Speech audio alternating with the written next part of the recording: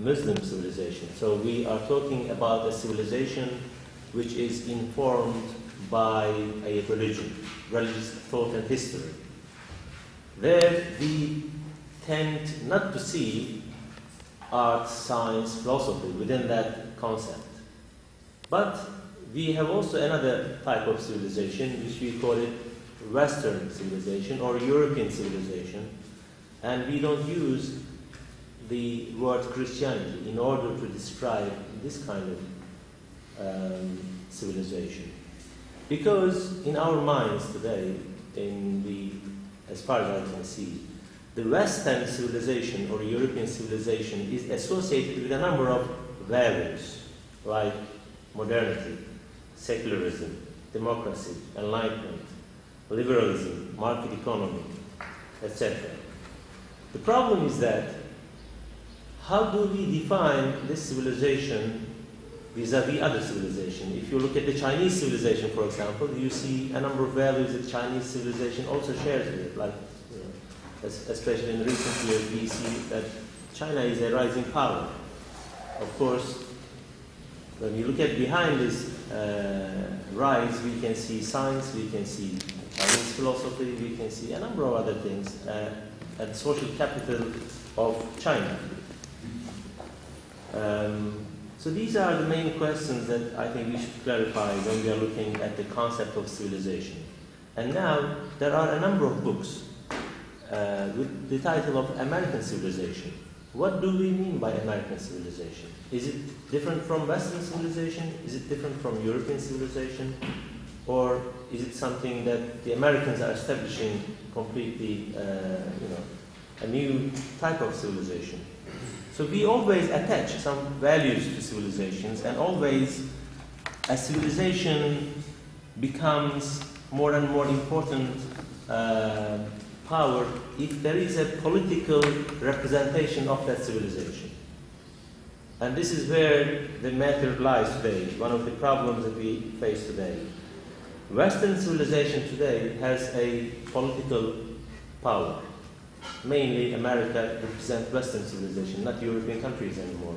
Europe used to represent that civilization in the past when there was huge European empires, like the British Empire, like the Spanish Empire.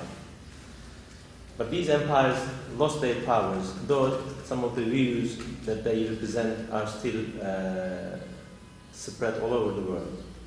However, today, when we are talking about Western civilization or the West, usually America is the, let's say, the main carrier of that civilization or representative of that civilization. As far as Muslim civilization is concerned, once upon a time there was, of course, political powers that could represent the Muslim civilization, like the Umayyads, Abbasids during the early period of the Islam, and later on the Ottoman Empire was the political power that could represent, also prevent the Islamic civilization. But today, Muslims do not have any particular political might who could represent Muslim civilization. And if there is not such a Muslim civilization of that kind, I mean, with a political power, with a military power behind it, with an economic power behind it, how can we talk about clash of civilizations? As Muslims do not have a political representation or political might that could represent their civilization. And to what extent Muslim civilization could oppose the Western civilization? What are the means, what are the instruments that Muslims can use in order to oppose, in order to confront Western civilization? Whether there is really a rational basis, economic, military, and economic instruments that they can employ or not. My answer to that question is that Muslims today lack military, economic, and political power that could really clash, that could confront a civilization, whether it is a Western civilization, whether it's a Chinese or Japanese civilization.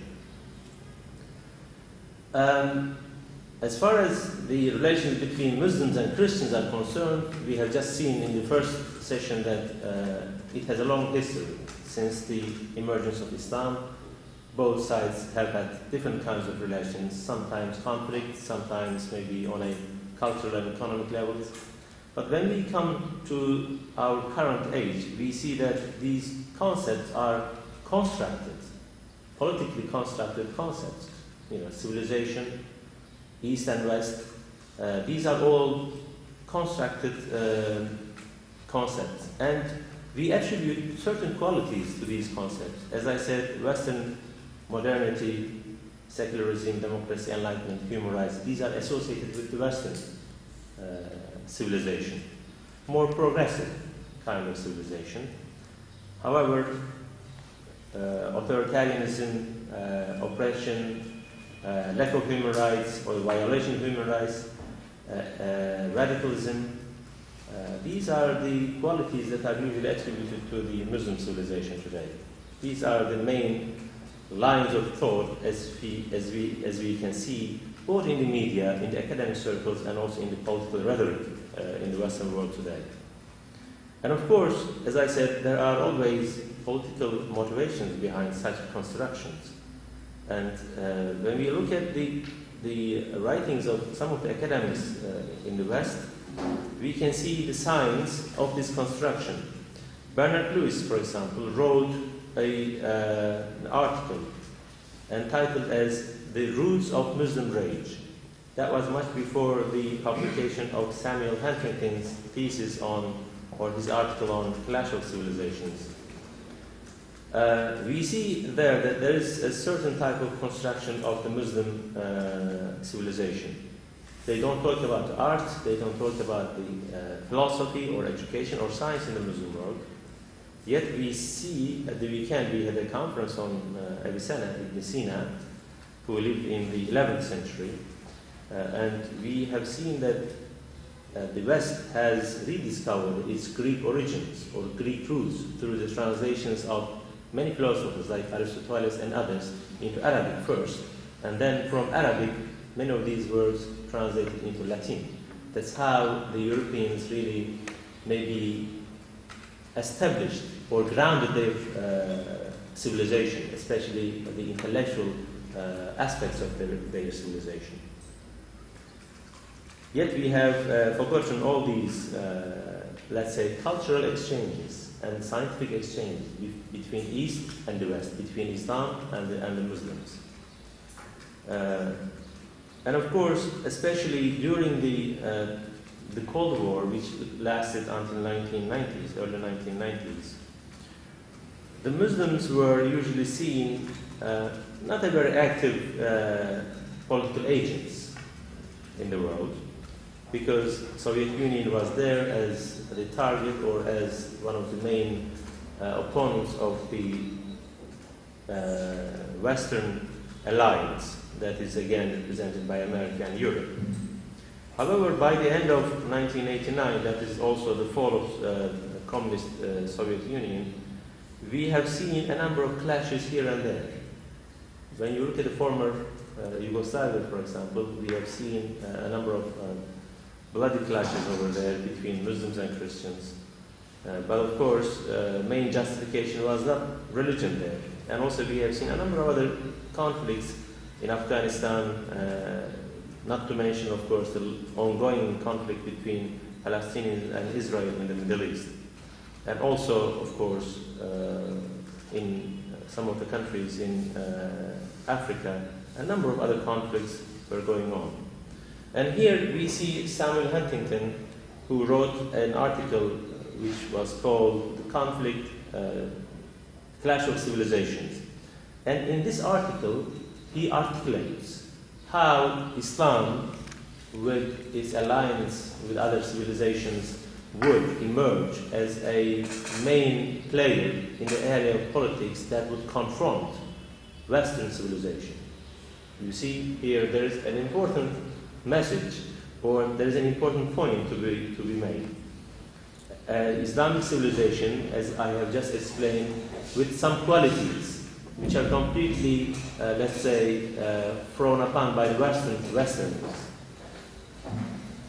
We see in Samuel Huntington's thesis that Islam, or the Muslim world, was replacing the communist bloc.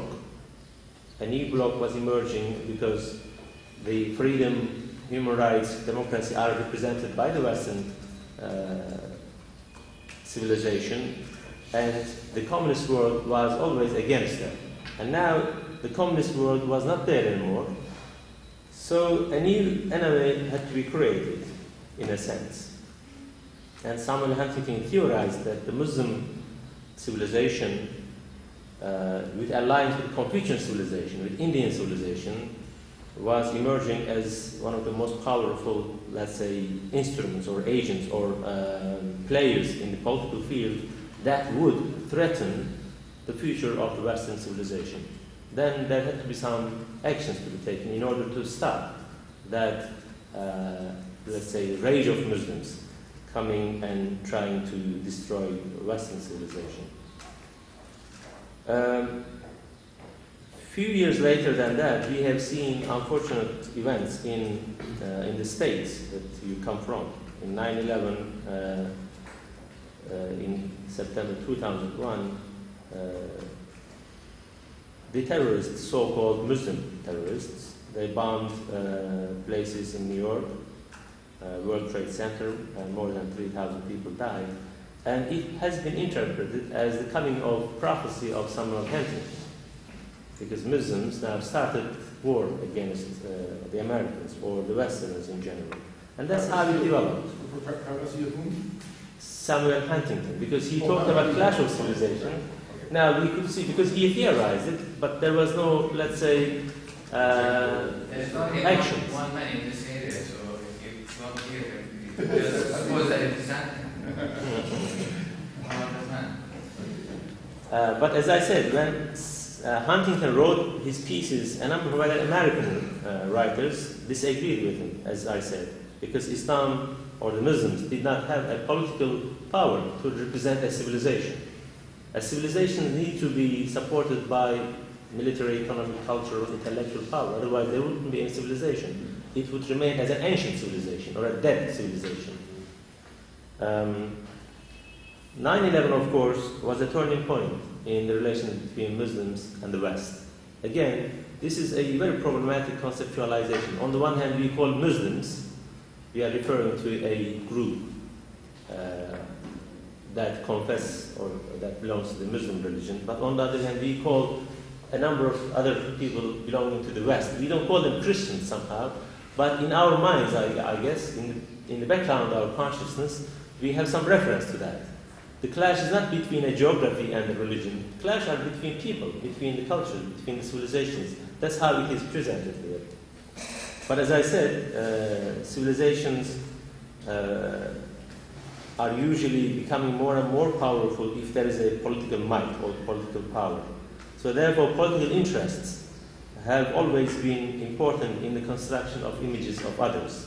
And of course, 9/11 contributed to the fears, to the anxieties that the Westerners had in their minds as far as Muslims concerned. Because Muslims, as I said, the news coming from the Middle East have always been violent. Muslims were killing Israelis. These sort of images we had. And in Afghanistan at the time, of course, we have seen other, let's say, face of Islamic interpretation where some Muslims or so-called Islamic groups hijacked Islam over there and established an Islamic state where they even bombed Buddhist statues. And of course, we could see all these pictures in the Western media. And of course, that has, as I said, consolidated the image that they had. After 9/11, a number of studies were carried out both in the States and in Europe, especially the Pew Foundation, which is well established in your country. They have carried out a number of large-scale research, and they found out that the images of Muslims were becoming worse and worse day by day after 9/11. And that is not, of course, that is something expected.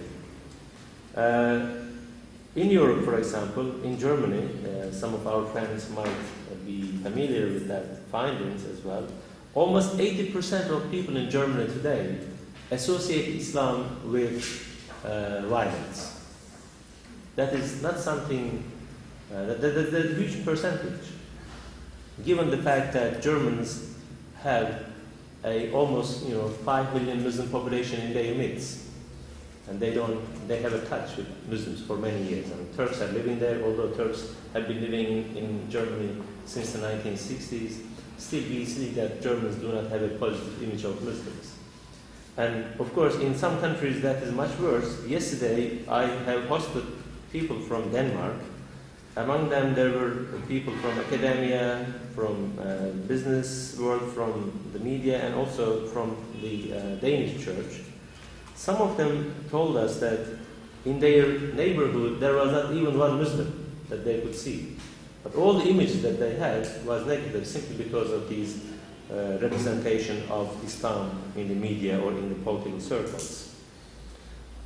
While these things were getting worse and worse, the images of Muslims or the idea of clash, etc., a number of initiatives were started here and there. Some of them are regional initiatives, some of them are national, and some of them are, let's say, more international and global initiatives. One of the initiatives that I should mention here is the initiative taken up by Turkey and by Spain, because Turkey wanted to exert its influence in this area, because historically speaking, Turks were kind of a bridge between East and the West. Yes, Turks, as Ottomans, maybe had some clashes with the West, especially Christian Europe, let's say, but they have had that relations for many years. And they had also cultural exchanges, economic exchanges, especially in the last 200 years of the Ottoman experience. We see intellectual exchanges as well. The Ottomans started to modernize the country, modernize the education system and the legal system by taking lots of intellectual influences from the West. So we see that the Ottoman Turks were familiar with the Western ideas, Western ways of thinking and living. And these relations have continued throughout the years. When the new republic was established in the early 1920s, it was mostly established on the Western models of nation states. And again, many of the reforms were introduced in modern Turkey to reflect European ideas, European ways of thinking. Therefore, Turkey placed itself in such a position that it could play a role of a bridge between the Muslim world and Europe, because Turkey, yes, it is a secular state, but majority of its citizens are Muslims.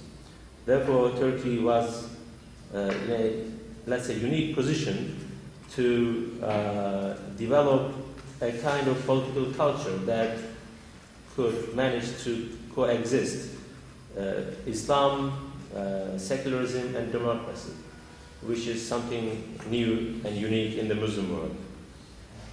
And also, the way in which Turkey developed throughout the years would show us that Turkey represented a kind of frontier culture, a culture that had always cross-cultural relations. Turkey never lived in a ghetto-type mentality or the Turkish society. When Turks were expanding and even fighting maybe during that expansion period, they have had these cultural exchanges. Therefore, when you look at the Ottoman Empire, you will see that non-Muslim minorities or other cultures, other religions have coexisted in the same political environment without fighting with each other. Therefore, Turkey, in a sense, or the Turkish culture developed to accommodate various kinds of cultural trends. And also, since the 1960s, Turkey has established special relations with Europe. Then it was a European community. Turkey signed an agreement with Europe in 1960 to become associate member of that union. Over the years, Turkey has improved its relations with Europe, and today it's trying to become a full member of the European Union. That means we call it European family. So Turkey, as a Muslim nation state, is trying to become part of the European civilization. Turkey is seen as part of the Muslim civilization, or it is regarded within the Muslim camp, let's say, but now it is moving towards West, more and more actively, especially in the last 10 years. We have seen a number of reforms and improvements in the Turkish law and regulations in order to harmonize the Turkish political system and culture with that of the West. So we see that Turkey is between the two, between the Muslim civilization on the one hand and also the European civilization on the other hand. And as I said, a number of initiatives have been launched in the early 2000s. One of them was quite meaningful. In 2004, the Spanish Prime Minister, Zapatero, during the General Assembly of the United Nations in New York, he proposed to initiate a Alliance of Civilization project, which would bring a number of intellectual people from the media, academic, civil society organizations, etc., to discuss some of the issues that the world has been experiencing or facing today. And except Turkey, no other country came forward to support this one. Although then the leader of the, or head of the United Nations supported it in theory, Prime Minister of Turkey, Recep Tayyip Erdogan, also came forward to co-chair this project. And this project, Alliance of Civilization, has started in 2005 under the umbrella of United Nations, with the participation of a number of influential people actually. Some ex-prime ministers, some ex-presidents, Desmond Tutu, for example, some religious leaders participated in that program. They have had a number of meetings in different places. The last meeting, I think final meeting, took place in Istanbul in 2007, as far as I can remember. I think it was in November 2007. And they have issued a report on the sources of civilizational conflicts today, what kind of conflicts we have, and what are the main sources. And they have addressed a number of issues.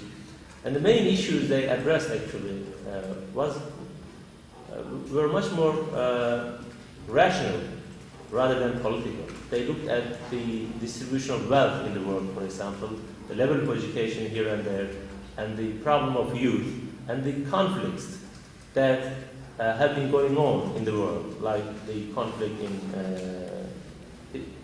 the Middle East, Israel and Palestinian conflict, and how these conflicts influence people over the years.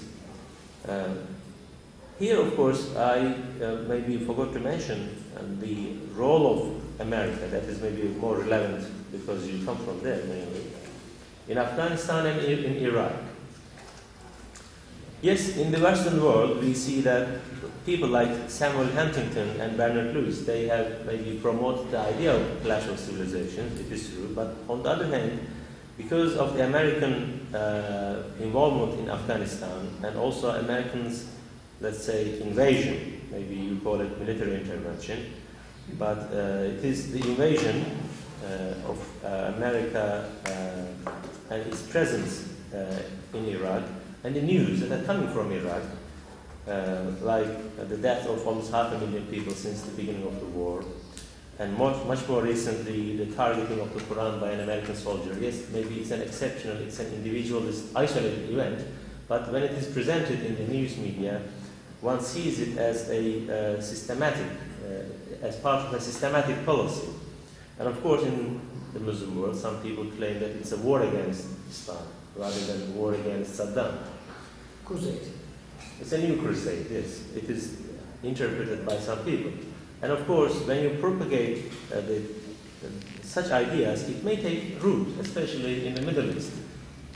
Not necessarily in Turkey, but in some other places. And unfortunately, although the communication facilities are increasing, although we are talking about culture of globalization, which is bringing people and cultures together and much more closer. Today we see that there are two main trends. On the one hand, yes, Turkey is trying to promote the idea of alliance of civilizations, but you need to have some kind of support for that. If there is a poverty, then you should go there and try to alleviate the problems of poverty. If there is a problem in the distribution of wealth between South and North, then you should do something about it. Turkey is not in a position of doing that, of course, at the moment. Turkey is not seen as the main power So America and the Western countries are much more influential in that sense. So there is one part of it, but on the ground we have, though we are saying that wars should stop, we should solve the conflicts, but in the very vicinity of Turkey, in our neighborhood, we see that there's a war going on, and the problem lies here. There are important problems to address. In reality, wars are going on, but in theory, we are talking about alliance of civilizations. But still, that's my personal view, I am hopeful that Turkey will bridge this gap compared to many other nations. And of course, Turkey's position in the European Union is a challenge for the Europeans as well, because there are many people in Europe that Turkey should not be accepted as member of the EU simply because Turkey belongs to a different kind of civilization or the cultural environment. So this is a huge challenge for Europe to absorb a Muslim nation state in it, because as we said, Europe represents, if it is representing modernity, democracy, pluralism, etc., Turkey should be within that place, so that the relations between the Muslim world and the West becomes much more, maybe, let's say, improved. So I should stop here because I think we run out of time. And I can maybe take a few questions, if I can answer, of course, because this is a very politically charged problem. Thank you very much. It's a very nice summary of the situation and the history and the issues that are involved. We will have some good time for discussion. Yeah, thank you. It's a fascinating topic, and I would like to hear your thoughts on perhaps.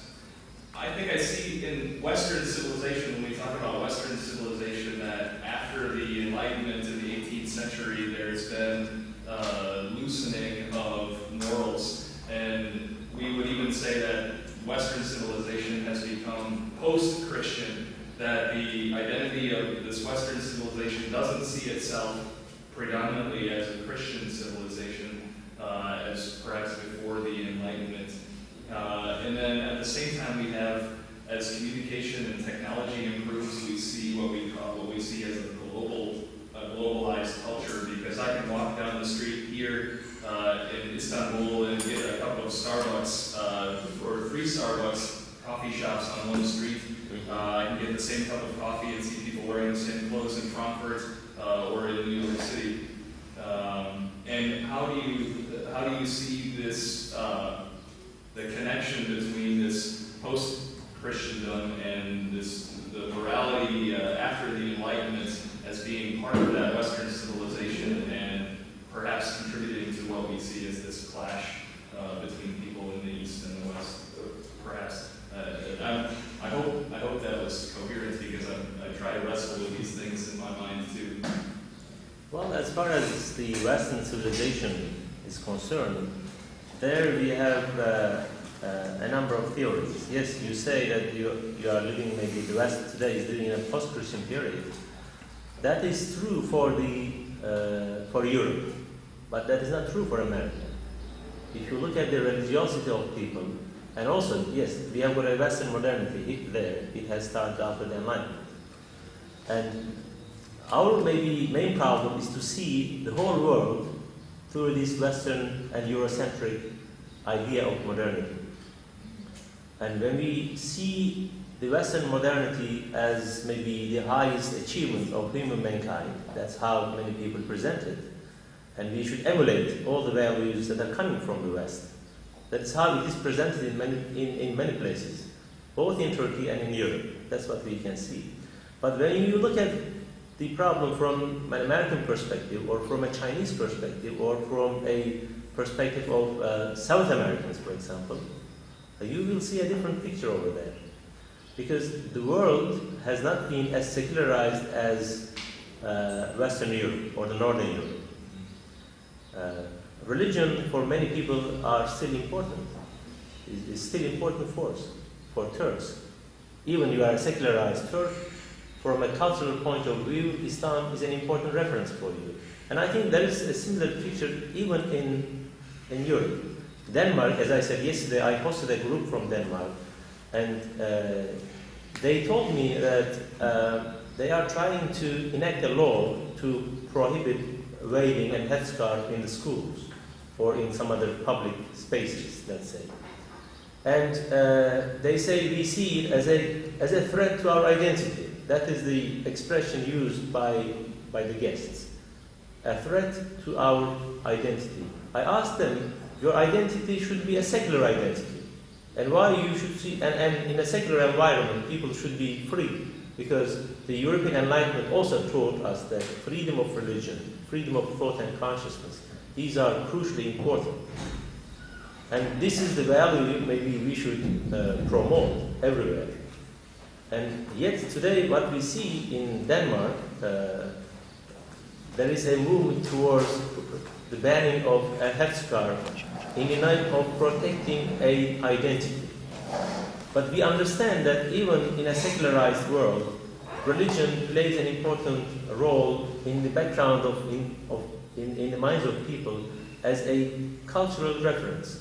Yes, they don't maybe go to church, they don't maybe practice it, but when it comes to the other, when you define yourself vis-a-vis other, all of a sudden you rediscover your own values.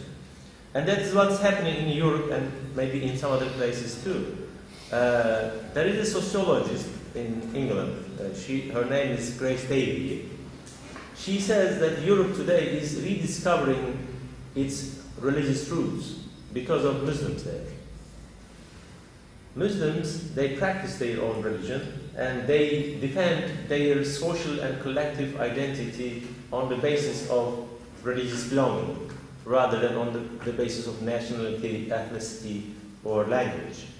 So they say, I am a Muslim first in Europe, then Turk, Arab, or Pakistani second. And now European children in the secondary schools or primary schools come to home and say, Mama, Daddy, Mommy, what is my religion? What is our religion? What do we do in our religion? Do we fast? Do we pray? Because that's what they are talking in the schools, kids. And Muslims are celebrating their religious festivals in the middle of Europe. And now Europeans are starting to discover not necessarily their religiosity, but the cultural roots of their identity. And religion there is quite important, even in such a secularized country like Denmark. Denmark is one of the most secularized countries if you look at the statistics, like belief in God or going to church on a regular basis or attending Mass. On the other hand, yes, you are right, there is a globalization. But today, globalization has one direction. And yes, you can see Starbucks in Istanbul, but you would not be able to see some Turkish coffee houses in Washington. Yes, we listen all the Western music here, and we can watch all the Western movies here in Turkey, but you wouldn't watch any of these in Washington or in New York, in Memphis or somewhere else. So there is a one-dimensional globalization. We are on the receiving end. The West, as I said, but the West is today, or the Western civilization, to my mind, is represented by America, not by Europe. Europe doesn't have a cinema. Europe doesn't have a music. Europe doesn't have a popular culture that would, let's say, permeate all of the world. But the American popular culture, American movies, American sitcoms are everywhere. Even in the original language. Today in Turkey we have a number of channels, we see American sitcoms in English. So that is what we see. In an ideal world, of course, the cross-cultural relations should be on a, let's say, more or less equal basis. Today we are on the receiving end always. When we look at it from that point of view, this is not an alarming point, but this kind of globalization is also causing what people call globalization. Local identities are becoming more and more stronger because they see that they are under threat, they are invaded by, let's say, forces coming from other places. And if you add the political, let's say, projects of some of the countries, as I said, if there is a war in Iraq, for example, it's the next door to Turkey. No matter what you say about the good sides of globalization, the good sides of American culture, you would not be able to convince people. because they are there, they see every day the consequences of war. And of course, the references that the American president makes to religion time to time, or this evangelical background, makes things much worse. Okay, go ahead. I think maybe just a brief comment too. As a Christian and as a student of theology, I'm troubled too by the morality and the things that the West tends to represent, because as a Christian, I am in conflict with a lot of those same values. And personally, I'm afraid that some of the worst aspects of the West are what we see spreading across the globe. And as a Christian, I have that same conflict with my own culture, I think, often.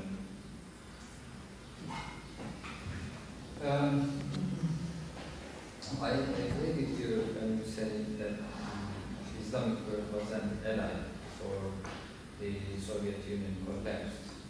After the collapse of the Soviet Union, the Islamic world became an enemy all of a sudden. So I interpret the theory of clash of civilizations in the same way you do. It wasn't a vision to foresee the future by Samuel Huntington, but it was a policy to say that we have to clash, we have to find an enemy to fight, because the Western mind was brainwashed. All the people in Europe or in the United States were brainwashed because they felt that they are under a threat, or a nuclear threat from Russia. So it was a psychological finding at the same time by Samuel Huntington that we have to find an enemy to clash in the future. It wasn't a vision to foresee the future. It wasn't a scientific study, it was a political desire, I suppose.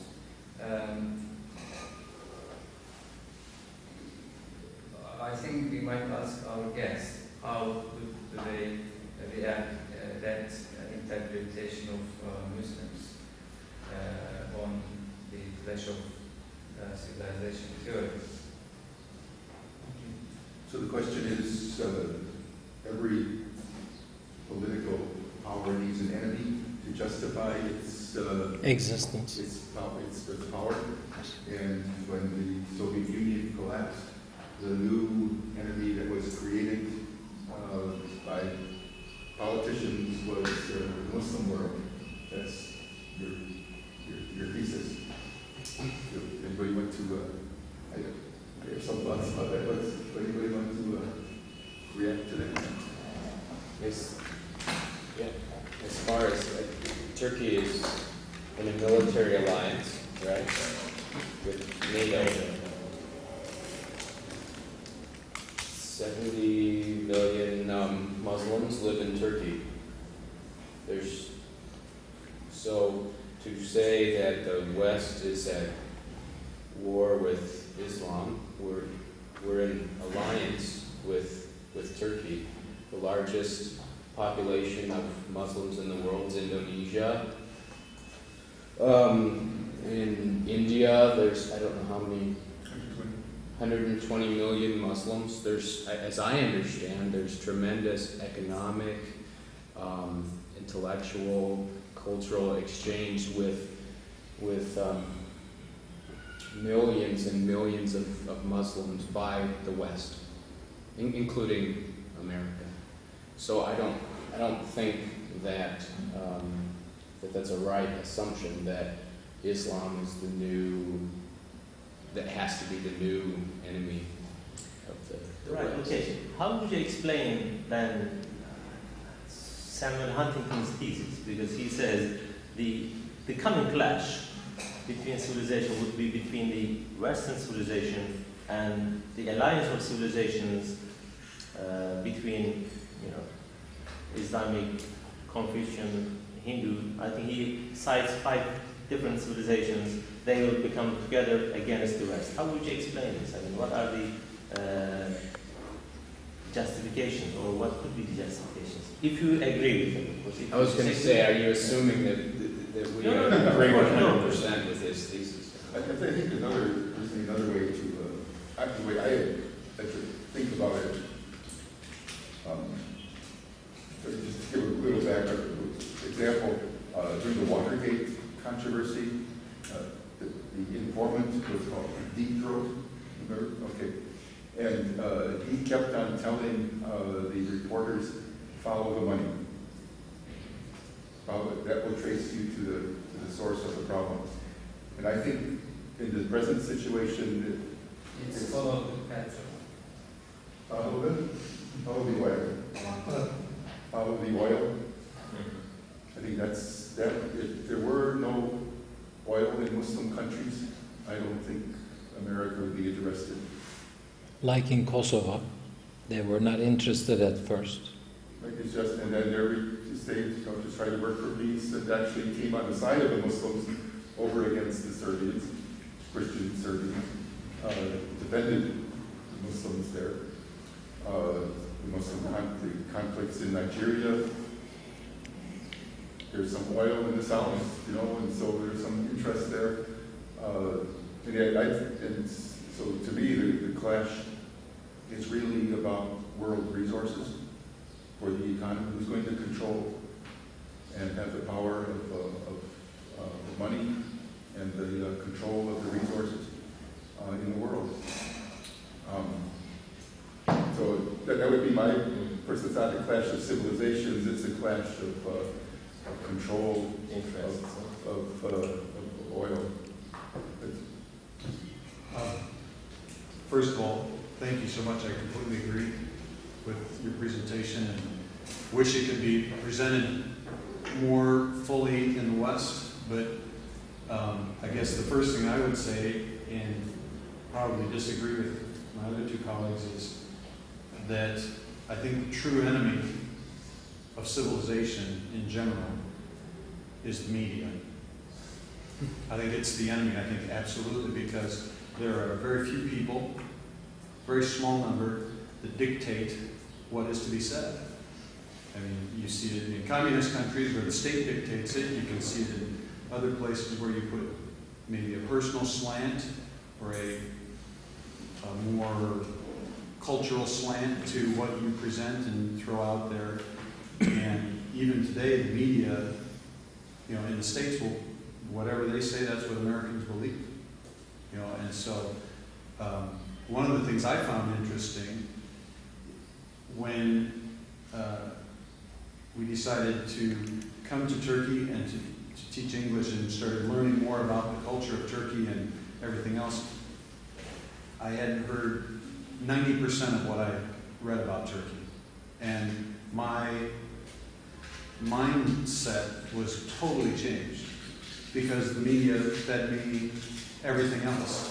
And I had to go and personally dig and look. And we visited here in February, and I got books and resources from here to give me more details about Turkey. And I just think that,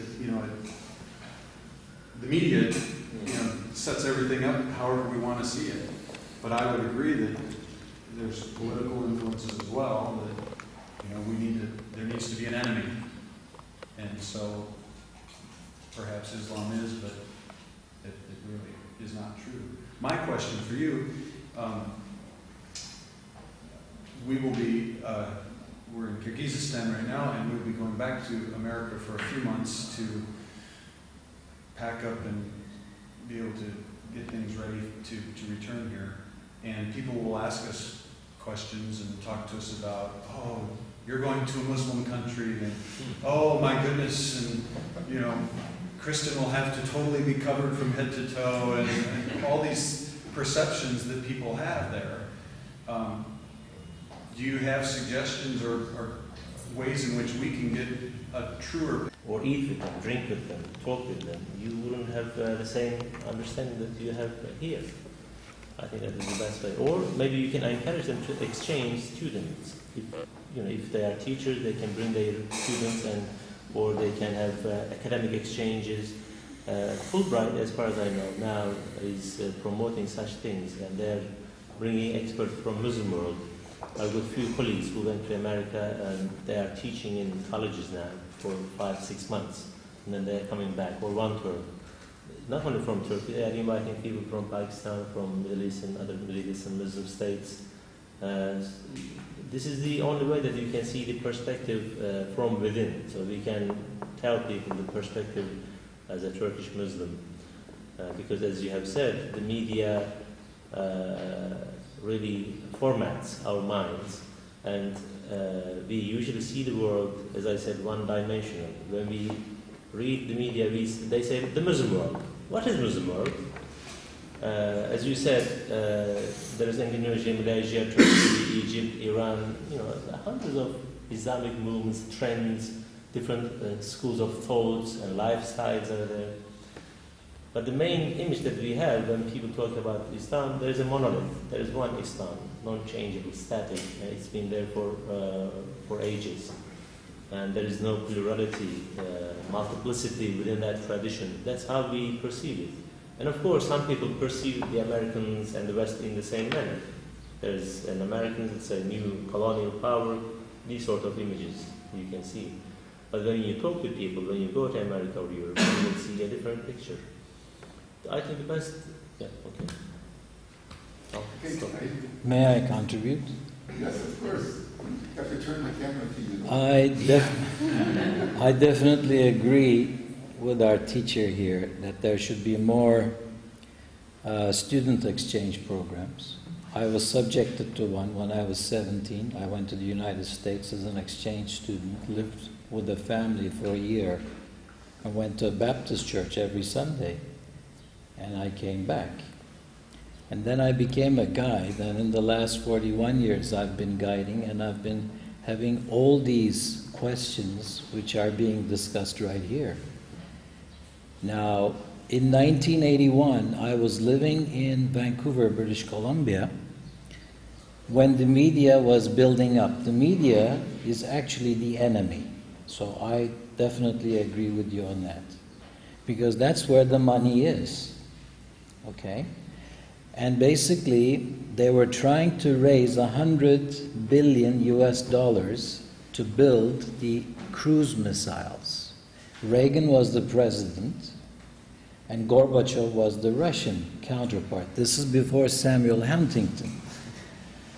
So there's always that trying to create an enemy before the clash of civilizations ever came about. This is nothing new. You need an enemy to build missiles.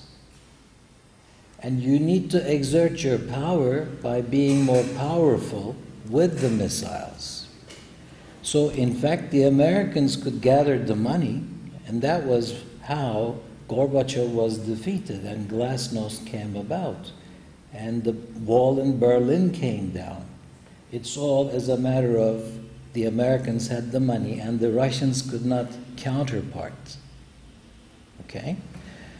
So when you ask the tourists about Turkey, what did they hear about Turkey before they arrived here, the answer is, depending on who they spoke to back home, either it's, why would you want to go to Turkey? What is there in Turkey to go to? This is said by those who have never been here. But people like yourselves, when they go back and tell people that it's a different world, it's a different country, people hear from them, or you should stay longer. There is more to do in Turkey. Okay? So you get the black and white about this country. And if we get 20 million tourists now in Turkey, when I started guiding, we used to get 500,000 people 41 years ago. It's because of people like yourselves who have spoken to their friends. It's not because we did the best promotional job on our side, unfortunately. We being Muslims, we don't like promotions very much. People will not say they're fasting when you offer to them a cup of tea. they will then say, no, thank you. And then you will ask them, well, are you fasting? And then the answer is yes. You won't go around promoting your fasting unless you're asked. So we're not raised up in the mentality of the West promoting ourselves. You come and you find out about us, and then you tell the others. One last thing I will add. I was in Rhodes about 3 years ago, and I was on a cruise ship promoting Turkey. It's the Windstar cruise ship, a very high-style cruise ship, for only 150 guests. We were in Rhodes doing the tour, and on the bus, the Greek lady was saying there had been 3 periods in the history of Rhodes when the city was conquered. First, it was conquered by the Knights of St. John, and then by the Ottoman Turks, and then finally by the Italians. And people asked her to evaluate this, and she said the best period was the Ottoman period. It was a mild occupation, she said. Everyone on the bus looked at me and said, she knows you are here. And I said to them, I have never met this lady in my life before, so I had to prove it to them. And I went out and said, why do you say the Turkish occupation was the mild occupation? She said, when the Turks lived, they lived here, the Greeks lived here. They taxed the Greeks because they were not doing military service. A little bit more tax they collected, but they left them in total freedom.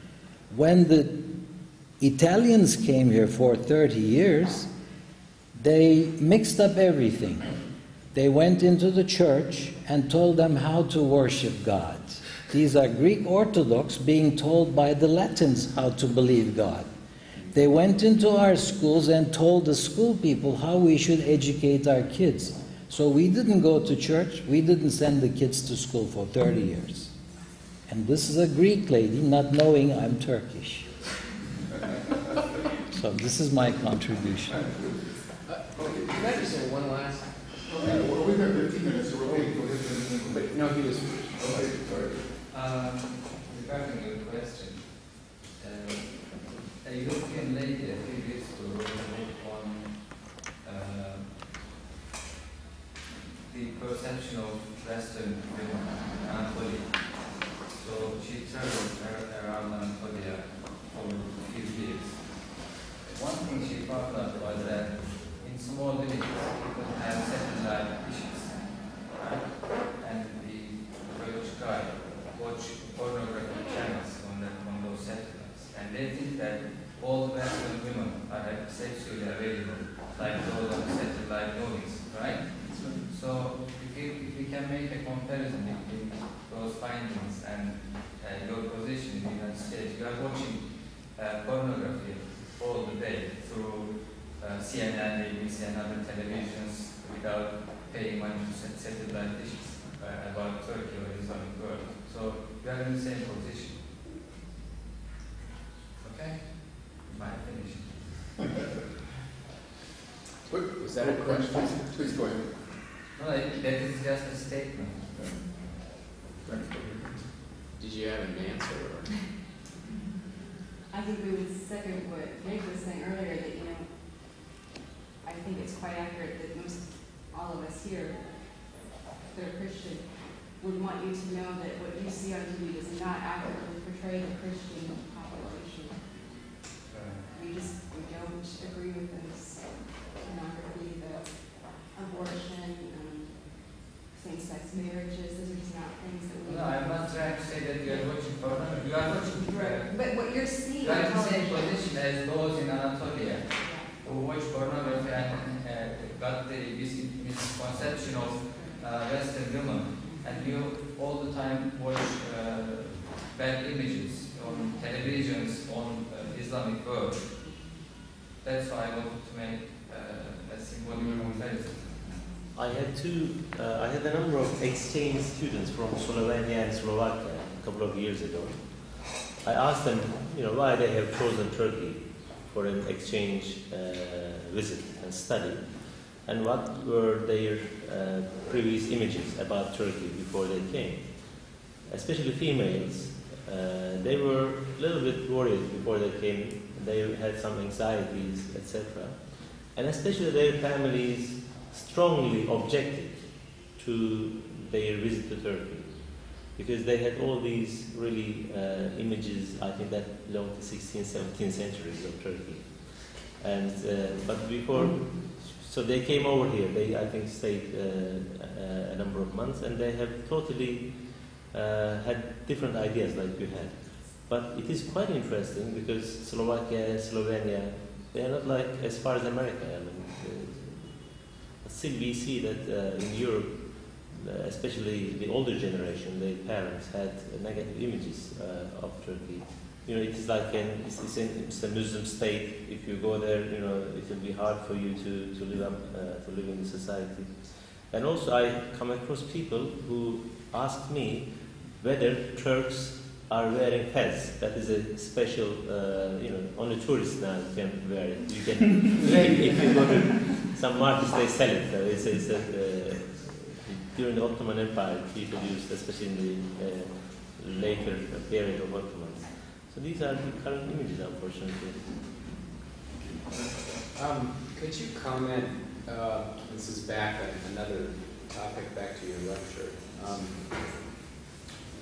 on it's also portrayed through various media that there's a significant percentage of the population that, especially the farther away from Istanbul or the farther east, that does not want to be part of the European family, part of the European Union, and that it's a significant portion. Could you talk about, because the way you presented it in your lecture is that Turkey wants to be part of the family, and I assume you were speaking for all people or parts, or it's the understanding that there's a significant portion that does not want to be part of the European Union. Okay, the public opinion in Turkey has changed dramatically on two topics. One is on America. Turkey, or Turkish people, had a very positive view of America until the war in Iraq. Almost 80-90% of Turkish people thought very favorably of America before the war. Now, I think it is one of the worst in Turkey. When you look at the views of Turkey on different nations, only I think 17 or 20% of Turkish people think of nice things about America, but not American people. We are talking about a political America or the American administration. Because, you know, in Turkey, this NATO alliance, etc., they played a very positive and constructive role on the views of Turks concerning America. And now, if you ask Turkish young people, where would you like to go when you finish university, almost 90% would say, I would like to go to America to have my master's or PhD. Only very fewer number of people would like to go to Europe. So that shows us that, you know, the public opinion has changed because of this political, let's say, gains. There's a similar picture concerning Europe. In 2000s, early 2000s, the public opinion in Turkey, almost 80% of Turks supported EU membership fully. However, when the culturalist discourse started to emerge in Europe, especially in France with Sarkozy and in Holland, that they have started to argue that Turkey is a Muslim country, it's a threat to the stability of Europe. So they started to reject Turkey. First rejection on the culturalist line came from Europe. And also on the Cyprus issue and on a number of other issues. People saw that the Europeans were playing double standards. So they have had some policies, for example, as far as Bulgaria is concerned, they were much more positive. When it comes to Turkey, they were much more negative. So it's been very much publicized in Turkey that culturalist discourse on the one hand and policies of the EU towards Greek Cypriots, for example, in Greece, These were the main reasons why now the public opinion shifted against the European Union. But it did not change the policy of the government. The government is still actively pursuing EU membership. I have something to bring up. One is, one of the things when you talk about the secular character of Western governments, one of the, and you mentioned the freedom, individual freedom being so important. One of the freedoms that is given in the American Constitution is freedom of speech. What is it, 10 freedoms that are in the Constitution? And our difficulty as Christians there is the same law that protects the pornographers protects the church. It's the same law. So if we say you cannot spread pornography, well then, why can you spread Christianity? So that, whereas in the Muslim world, you feel some, not so much in Turkey, but in many of the other countries, you would say you can only spread ideas that are in agreement with Islamic belief, Islamic practice, Sharia law, or the Quran, so forth. So that the religion of America, the Christianity does not control the laws, but the Constitution controls the laws, and, for example, gives freedom of speech to everybody. Well, I think this is one of the areas how and why Turkey differs from many other Muslim countries. Laws in Turkey or lawmakers in Turkey can never refer to the Quran when they are making the laws. Sharia is not the basis of the law in Turkey. It is completely secular law. And therefore, we have a similar situation in Turkey. But in other maybe Muslim countries, the Sharia or Islam is part of the law, if it is not the whole law. And therefore, maybe they have such restrictions. But in Turkey, we don't have that kind of restriction. Right, that's a difference.